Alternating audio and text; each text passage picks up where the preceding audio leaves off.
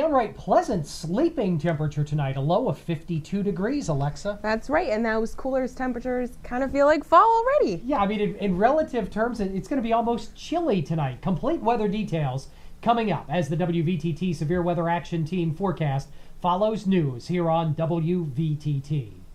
Now our World News Roundup here on WVTT. Was there ever life on Mars? NASA's rover Curiosity is one step closer to finding out. April Williams has our story. NASA's rover Curiosity traveled hundreds of millions of miles over 8.5 months before landing on Mars early Monday. These are some of the images it transmitted back to Earth. Today, right now, the wheels of Curiosity have begun to blaze the trail for human footprints on Mars. The journey to the red planet concluded with a high-drama landing process dubbed 7 Minutes of Terror. Mission control at NASA's Jet Propulsion Laboratory burst into rousing cheers as the $2.6 billion Curiosity touched down. We're safe on Mars. Its mission? We'll seek to answer age-old questions about whether life ever existed there on Mars. Curiosity's first stop was Gale Crater, which some experts say may have once contained a lake. And a lot of the water story, which links to the possibility of something really cool like life, is buried in the rocks in the past, the way we might look for ancient fossils here on Earth. The rover is expected to examine layers of sediment. Scientists say each layer represents an era of the planet's history. The soil of Mars in a place like we've landed in will represent a more global, integrated average. President Obama said the successful landing, quote, marks an unprecedented feat of technology that will stand as a point of national pride far into the future. Those celebrating in New York's Times Square may simply think of it as another giant leap for mankind. I'm April Williams reporting. America's battle against obesity has reached the front lines. That's according to a new report that says 25% of young Americans, potential recruits for the military, are simply too fat to fight. This is not how Mercedes Lipscomb looked a decade ago when she tried to enlist in the National Guard and was rejected, told she was too fat. I am totally happy they didn't let me in at 220 pounds. I think I probably would have died out there. According to a report releasing later this month from a group called Mission Readiness, 25% of all potential recruits are turned away because of their weight. The problem is potentially so serious, commanders of all ranks who spearheaded the study describe it as a potential threat to national security. The statistic that blows me away on that is 1 in 4 Americans is too obese, young Americans is too obese to join the military.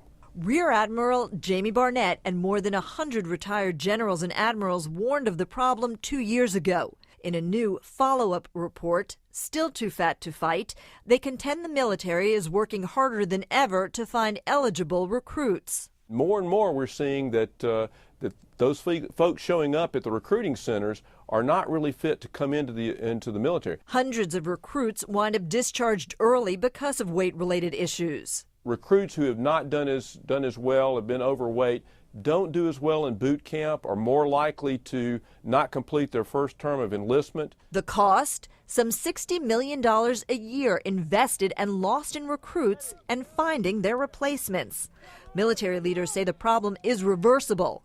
They're now targeting school lunch programs and vending machines, pointing to the success of New York City schools in regulating unhealthy food and lowering average student weight. As for Mercedes Lipscomb, she reapplied to the National Guard after dropping 80 pounds.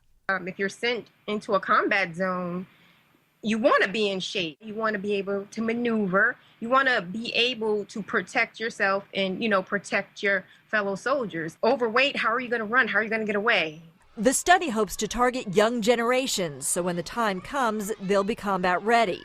The nation's leaders hoping to stem the child obesity crisis so it doesn't become what they believe could be a national security crisis. Deborah Thayrick, CNN, New York.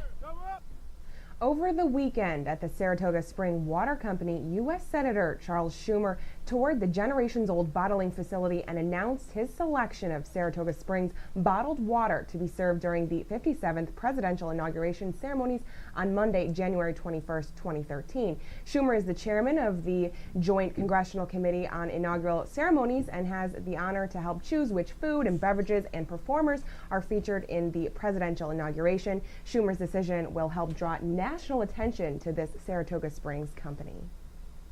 Meanwhile, New York Governor Andrew Cuomo and local officials cut the ribbon to unveil one of the world's most powerful supercomputers for health research over the weekend. The supercomputer will be housed at the Health Sciences Center for Computational Innovation. That's known as HSCCI in Rochester, New York. The HSCCI is a $100 million partnership between the University of Rochester and IBM dedicated to applying high-performance computing solutions to the nation's health challenges.